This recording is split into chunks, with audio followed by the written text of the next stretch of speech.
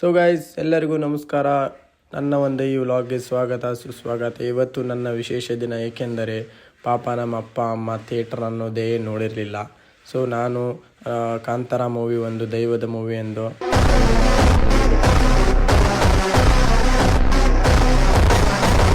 ಅವರಿಗೆ ಕಾಂತಾರ ಮೂವಿ ಕರ್ಕೊಂಡು ಹೋಗೋ ಪ್ಲ್ಯಾನ್ ಮಾಡಿದೆ.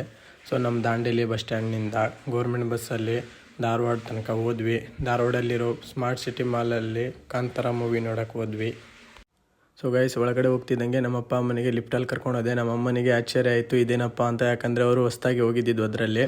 ಸೊ ಮುಂದೆ ಹೋದಂಗೆ ಸೆಕ್ಯೂರಿಟಿ ಗಾರ್ಡ್ ಚೆಕಿಂಗ್ ಮಾಡಿದ್ರು. ನಮ್ಮ ಅಮ್ಮನ ಕಡೆ ಯಾರು ಎಲೆ ಅಡಿಕೆ ಕಾಗ್ದಾನ ಅವರೇ ಈಸ್ಕೊಬಿಟ್ರು.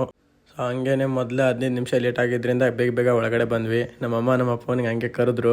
ಸೊ ಒಳಗಡೆ ಬಂದುಬಿಟ್ಟು ಮೂವಿ ನೋಡೋ ಟೈಮು. ನಮ್ಮಪ್ಪ ಶಿಸ್ತಾಗಿ ಕೈ ಕಟ್ಕೊಂಡು ದೇವ್ರದ್ದು ಮೂವಿ ಕಾಂತಾರ ನೋಡ್ತಾ ಇದ್ರು.